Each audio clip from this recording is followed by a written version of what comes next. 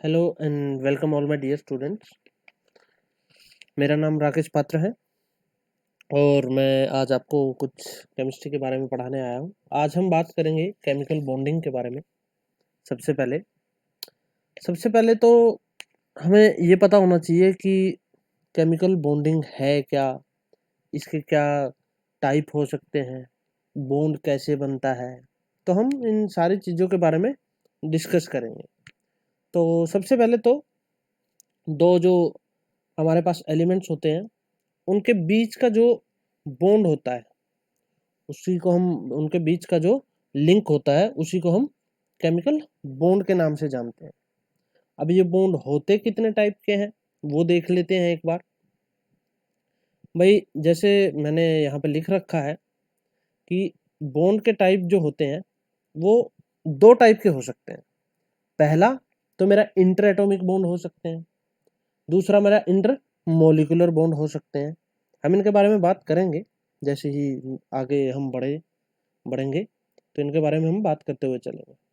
अब inter atomic bond अगर हम देखें तो इंटर एटॉमिक बॉन्ड्स के अंदर कौन से आते हैं, मेरे कोवलेंट बॉन्ड आ गए, आयोनिक बॉन्ड आ गए, कोऑर्डिनेट बॉन्ड आ गए, मेटालिक बॉन्ड्स जो है वो मेरे इंटर एटॉमिक बॉन्ड्स के अंदर आते हैं। इंटर एटॉमिक मतलब इसका नाम ही खुद बता रहा है कि जो एटम एटम के बीच जो मेरा बॉन्ड हो उसको हम इंटर एटॉमिक बॉन्ड्स कहेंगे। अब दूसरा मेरा जो होता है बॉन्ड का टाइप वो होता है इंटरमोलिकुलर। भाई मॉलिक्यूल मॉलिक्यूल के बीच जो मेरा बॉन्ड होगा वो मेरा इंटरमोलिकुलर होगा। वो कौन से होते हैं, उनके कौन से टाइप के बॉन्ड को हम इंटरमोलिकुलर की कैटेगरी में रखते हैं। जैसे मेरा वंडरवॉल फोर्स हो गया, हाइड्रोजन बॉन्ड हो गया, इनको हम इंटर एटॉमिक के कैटेगरी में रखते हैं। अब एक्चुअल में ये तो हमने भाई एक ओवरव्यू सा दे दिया कि हाँ ये बात होती है, भाई ऐसे ऐसे बॉन्ड होते हैं। लेकिन एक्चुअल में हुआ क्या, बात क्या थी, कैसे मेरे ये बॉन्ड बने और मतलब क्यों हुआ ऐसा, ये भी सारी बातें करते हुए हम चलेंगे। अब सबसे पहले बात क्या है कि भाई किसी ने सवाल पूछ लिया कि भाई चलो सर ठीक है ये बॉन्ड मिल गए, लेकिन कोई चीज ऐसे ही थोड़े मिल जाती है, कुछ तो बात रही होगी। तो मैंने कहा बिल्कुल भाई, तो कुछ तो बात थी तभी वो एक दूसरे के पास आए, उन्होंने बॉन्ड बनाया, एक दूसरे की जो स्टेबिलिटी थी उसको थोड़ा उन्होंने देखा। अब सबसे पहला जो जैसे कि बात की हमने स्टेबिलिटी की, तो सबसे पहला रीजन यही था कि भाई केमिकल कॉम्बिनेशन की अगर इसके रीजन की हम बात करें, इसके कारण की हम बात करें, तो सबसे पहला मेरा इनका रीजन यही था कि टू ऑब्टेन स्टेबिलिटी, स्टेबिलिटी को मेरा अटेन करने के लिए इन्होंने एक दूसरे के साथ बॉन्ड बनाना स्टार्ट किया या बॉन्ड बनाने की इन्होंने इच्छा प्रकट की। अब एक मैं बात करूं, मेरे पास कोई दो एटम्स है, मान लिया मेरे पास दो मॉलिक्यूल है या एलिमेंट है। मेरे पास एक ए था, एक ए एलिमेंट था, एक मेरे पास बी एलिमेंट था। मैंने क्या किया, अब इनकी पोटेंशियल एनर्जी क्या है अगर मैं देखूं उस पूरे सिस्टम की, अगर मैं इसको पूरा सिस्टम मान लूं एक, तो अगर इस पूरे सिस्टम की पोटेंशियल एनर्जी में देखूं तो क्या रही होगी भाई। अगर फिजिक्स की हम बात करें, फिजिक्स में क्या देखते थे जब हम इसकी पोटेंशियल एनर्जी देखते थे, सॉरी ये आर आएगा यहाँ पे, आर स्क्वायर नहीं आर आएगा यहाँ पे, इसको काट दीजिए।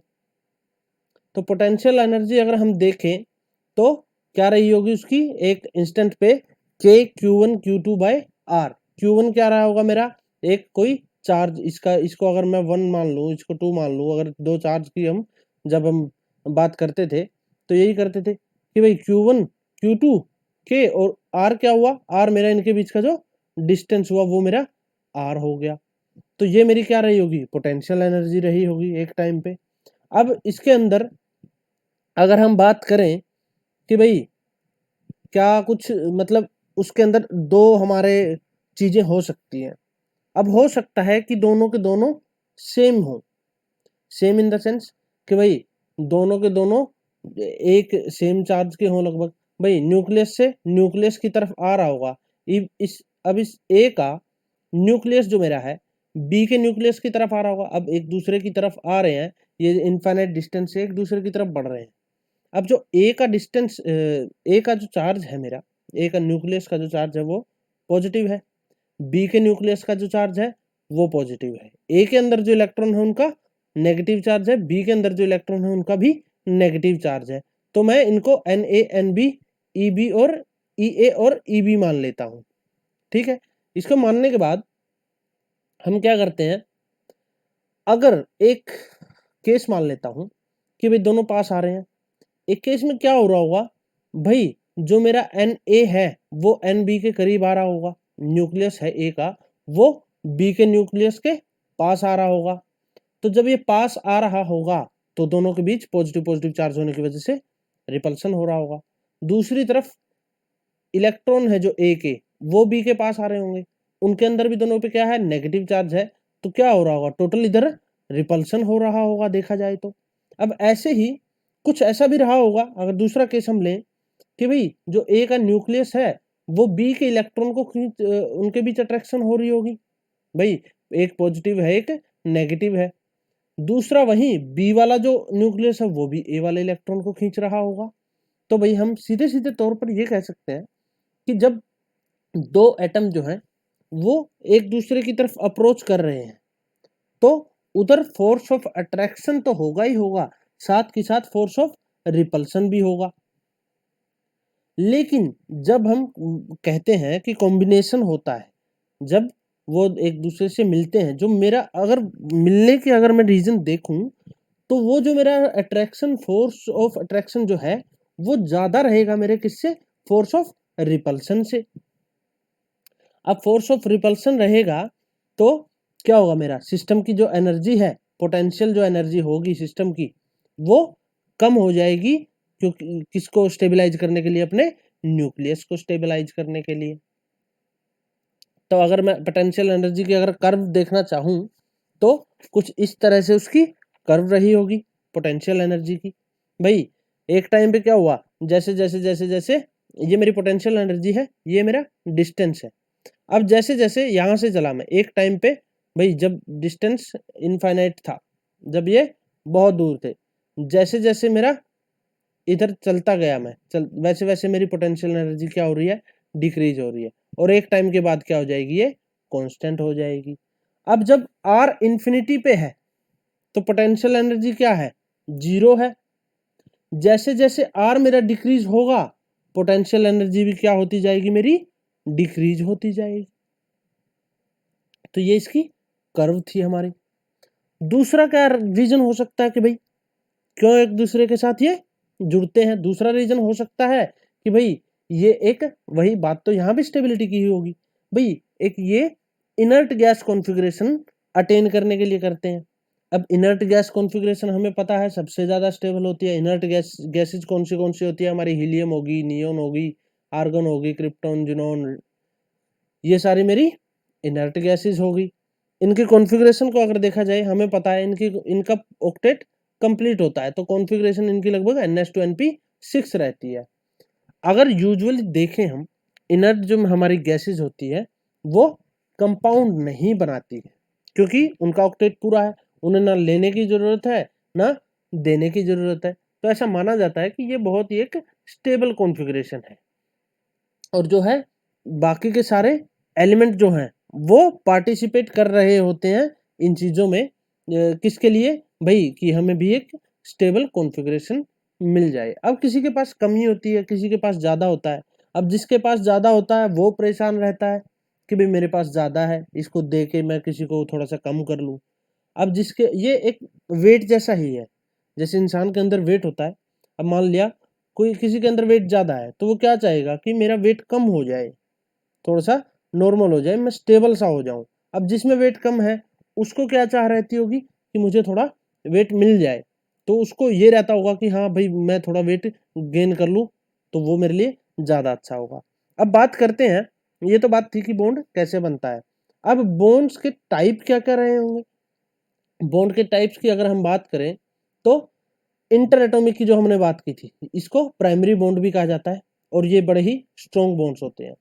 अब इंटर एटॉमिक जैसे कि नाम बता रहा है भाई, bond formed between atoms, atoms के बीच जो बॉन्ड बनते हैं। हमने बात की थी आयोनिक, कोवलेंट, कोऑर्डिनेट और मेटालिक बॉन्ड है।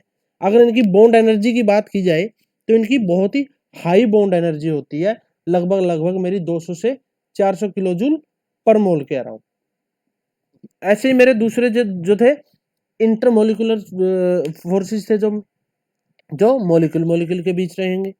अब ये जो फोर्सेस होते हैं ये उनके कंपैरिजन में, इंटर जो एटॉमिक है उनके कंपैरिजन में बहुत वीक बॉन्ड होते हैं, और इनकी अगर देखी जाए तो बॉन्ड एनर्जी ऑब्वियसली लो ही रही होगी।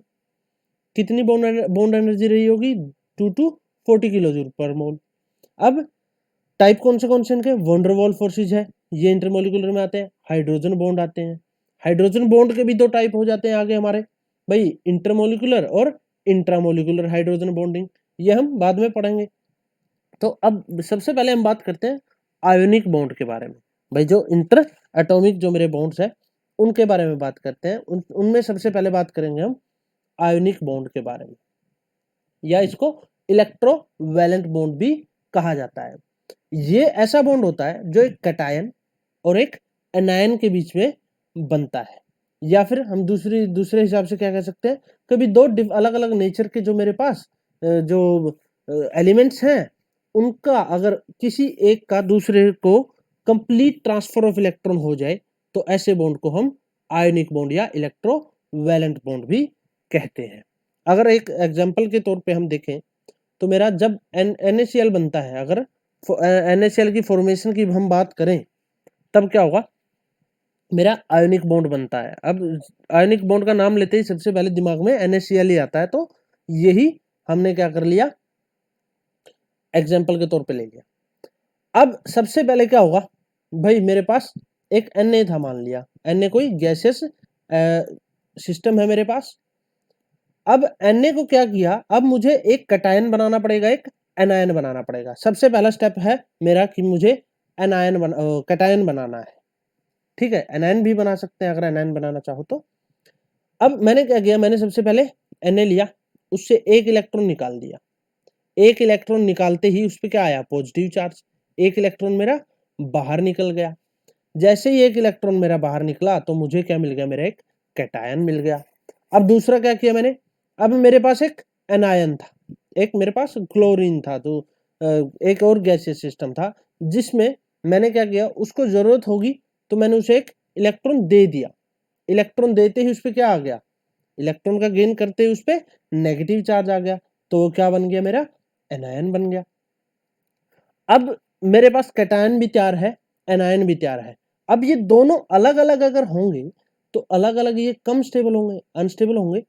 भाई इसके पास ज्यादा है, इसके पास कम है, लेकिन स्टेबल दोनों में से कौन सा भी नहीं है। तो क्या करूंगा मैं, इनको ये समझ लो एक तरह से एक डिब्बे में लाके इनको मिक्स कर दूंगा मैं, और बहुत अच्छी तरह से हिलाऊंगा इनको। उसके बाद जो मेरा बाहर निकल के आएगा, अब इसको एक इलेक्ट्रॉन की जरूरत थी, इसको एक इलेक्ट्रॉन ज्यादा था, तो ज्यादा वाला इसको कहेगा कि भाई आजा Na, आजा मैं तेरे को एक इलेक्ट्रॉन दे देता हूँ। Na क्या कहेगा, भाई बड़ी अच्छी बात है, ये तो दे रहा इलेक्ट्रॉन, मुझे तो जरूरत ही है तो मैं क्यों ना लूं। तो सीधा जाएगा और Na के साथ ये जो बॉन्ड बना लेगा, तो इसको दोनों के दोनों स्टेबल हो जाएंगे, दोनों के पास ऑक्टेट पूरा हो जाएगा और स्टेबल कॉन्फ़िगरेशन इनके पास आ जाएगी। अगर एक्चुअल में बात करें तो एक्चुअल में कोई भी बॉन्ड मतलब कोई भी बॉन्ड नहीं होता इनके बीच, ये सिंपली बस एक फोर्स ऑफ अट्रैक्शन होता है कैटायन और एनायन के बीच, उसी को हम आयोनिक बॉन्ड बोल देते हैं। अब कई कहते हैं कि भाई सर इसका लुईस डॉट स्ट्रक्चर बना के दिखा दो। लुईस डॉट स्ट्रक्चर क्या होते हैं भाई, ये जो इलेक्ट्रॉन दिखाना है उनको लुईस डॉट स्ट्रक्चर कहते हैं। जैसे ये हो गया, ठीक है, 2 2 4 2 6, और इस पे एक नेगेटिव चार्ज था तो ये नेगेटिव वाला हो गया। ठीक है, अब ये इलेक्ट्रॉन जब इसको दे देगा तो ये अपना बॉन्ड बना लेगा। अब ऐसे ही क्या एग्जांपल हो सकता है, एक और एग्जांपल हो सकता है फॉर्मेशन ऑफ MgO। MgO की फॉर्मेशन, अब Mg क्या है, Mg की अगर मैं बात करूं तो Mg 2 इलेक्ट्रॉन लूज करता है। ठीक है, तो Mg 2 प्लस 2 इलेक्ट्रॉन सबसे पहले ये रहेगा। अब ऑक्सीजन को क्या है, ऑक्सीजन को 2 इलेक्ट्रॉन की जरूरत है, ये Mg गैस है, गैसेस सिस्टम हमारा। अब इसी तरह एक ऑक्सीजन भी है। ऑक्सीजन को क्या है, ऑक्सीजन को 2 इलेक्ट्रॉन की जरूरत है, उसके पास फालतू थे, इसके पास कम है, तो ऑक्सीजन क्या करेगा, 2 इलेक्ट्रॉन लेके O2 नेगेटिव बना लेगा। अब हमारे पास कैटायन भी तैयार है, एनायन भी तैयार है, इनको एक डब्बे में डाला और मिक्स कर दिया, और जैसे ही हमने मिक्स किया हमारे पास क्या निकल के आया, MgO निकल के आया। तो क्या हो गया, इनके बीच क्या, आयनिक बॉन्ड है। अब ऐसे ही क्या होगा मेरा, अब ये K2S आ गया। अब K2S की अगर हम बात करें, ठीक है, अब ये 2 है और S मेरा 1 है। अब इन दोनों को इसके साथ जुड़ना है। अब हम क्या करेंगे, सबसे पहले हमें क्या चाहिए था, कैटायन चाहिए था। अगर इसकी कॉन्फ़िगरेशन देखें तो पोटेशियम का एटॉमिक नंबर क्या होता है, 19, सल्फर 16। अगर मैं देखूं 2 8 8 1, इसकी कॉन्फ़िगरेशन होगी 2 8 8 1, ये कॉन्फ़िगरेशन है। इसकी क्या हो गई, 2 8 6, मतलब इसको 2 इलेक्ट्रॉन चाहिए। अब 1 इलेक्ट्रॉन ये यहां से ले लेगा, 1 इलेक्ट्रॉन ये यहां से ले लेगा, ठीक है। अब इसके पास क्या है, K से पहले मैं क्या बनाऊंगा, K पॉजिटिव बनाऊंगा, इधर दूसरा K पॉजिटिव बन जाएगा और S2 नेगेटिव बन जाएगा। अगर ये इसको दे दे भाई, एक इसने लूज कर दिया, एक इसने लूज कर दिया और 2 इसने ले लिए, ठीक है। अब इन दोनों को, 2 K पॉजिटिव को अगर मैं एक S2 नेगेटिव से मिला दूं तो मेरे को क्या मिल जाएगा, K2S मिल जाएगा। तो ये क्या हो जाएगा, मेरा टोटल बन जाएगा मेरा एक आयोनिक बॉन्ड। अब एक चीज हमेशा ध्यान में रखनी है कि जो आयोनिक बॉन्ड होगा वो मेरा हमेशा 2 डिफरेंट नेचर के जो एलिमेंट होंगे उन्हीं के अंदर बनेगा। ऐसा नहीं है कि दोनों इलेक्ट्रो पॉजिटिव ले लिए या दोनों इलेक्ट्रो नेगेटिव ले लिए तो आप आयोनिक बॉन्ड बना लेंगे। ये हमें क्या करना पड़ेगा भाई, एक कोई इलेक्ट्रो पॉजिटिव एलिमेंट होगा, दूसरा मेरा इलेक्ट्रो नेगेटिव एलिमेंट होगा। इलेक्ट्रो पॉजिटिव कौन से होते हैं भाई, जो इजिली इलेक्ट्रॉन लूज कर देते हैं। पॉजिटिव नाम ही बता रहा है ना, इलेक्ट्रॉन पॉजिटिव, इलेक्ट्रॉन दे के पॉजिटिव चार्ज लेने वाला अपने ऊपर, वो इलेक्ट्रो पॉजिटिव होता है। और इलेक्ट्रॉन गेन करके नेगेटिव चार्ज लेने वाला इलेक्ट्रो नेगेटिव होता है, इसका नाम ही खुद बता रहा है। तो सबसे बेटर एग्जांपल क्या हो सकता है इसका भाई, कोई एक मेटल और कोई एक नॉन मेटल अगर मेरे मिल जाए तो वो एक बहुत अच्छा आयोनिक बॉन्ड बना सकते हैं। मोस्टली क्या, अगर देखना चाहो इस बात को अप्लाई भी करके देख लो, मोस्टली जो मेरा ग्रुप 1 होता है, फर्स्ट होता है, सेकंड होता है, थर्ड होता है, उसके जो मेटल होते हैं उनको अगर 15 16 और 17 ग्रुप के मेटल्स के साथ मिलाएं तो वो मेरे क्या होते हैं, बहुत अच्छे आयोनिक बॉन्ड बनाते हैं। अब जैसे NaCl ही देख लो, Na किसका है, फर्स्ट ग्रुप का है। अगर NaCl देखो कितना बढ़िया बॉन्ड है, ये 17th ग्रुप का है, ये फर्स्ट ग्रुप का है, ठीक है। और ये मिलते कैसे हैं भाई, जो ग्रुप 1 के हैं मेरे, उनकी क्या होती है, इलेक्ट्रोवैलेंसी 1 होती है। इलेक्ट्रोवैलेंसी क्या होती है भाई, नंबर ऑफ इलेक्ट्रॉन लॉस्ट और गेन करने के लिए जो एलिमेंट, जो number of electron lost lose या गेन करता है वो मेरी इलेक्ट्रोवैलेंसी होती है। अब Na की इलेक्ट्रोवैलेंसी क्या है, 1। इसकी एबिलिटी क्या है, एक इलेक्ट्रॉन लूज करने की। Cl की एबिलिटी क्या है, इलेक्ट्रॉन गेन करने की। तो इनकी दोनों की इलेक्ट्रोवैलेंसी क्या हो जाएगी, 1 हो जाएगी। ऐसे ही ग्रुप 2 की अगर मैं बात करूं, बेरिलियम हो गया, मैग्नीशियम हो गया, कैल्शियम, स्ट्रोंटियम, बेरियम, इनकी इलेक्ट्रोवैलेंसी क्या हो जाएगी, 2 हो जाएगी। इनकी लूज करने की है, फर्स्ट सेकंड और थर्ड ग्रुप होगा जो इनकी इलेक्ट्रोवैलेंसी लूज करने की है, इनकी इलेक्ट्रोवैलेंसी इलेक्ट्रॉन गेन करने की, ठीक है। तो आज के लेक्चर में मेरे ख्याल से इतना काफ़ी है, बाकी का हम फिर से वापस लौटेंगे एक नया लेक्चर लेके। Please like and subscribe, like this video and subscribe my channel. Thank you.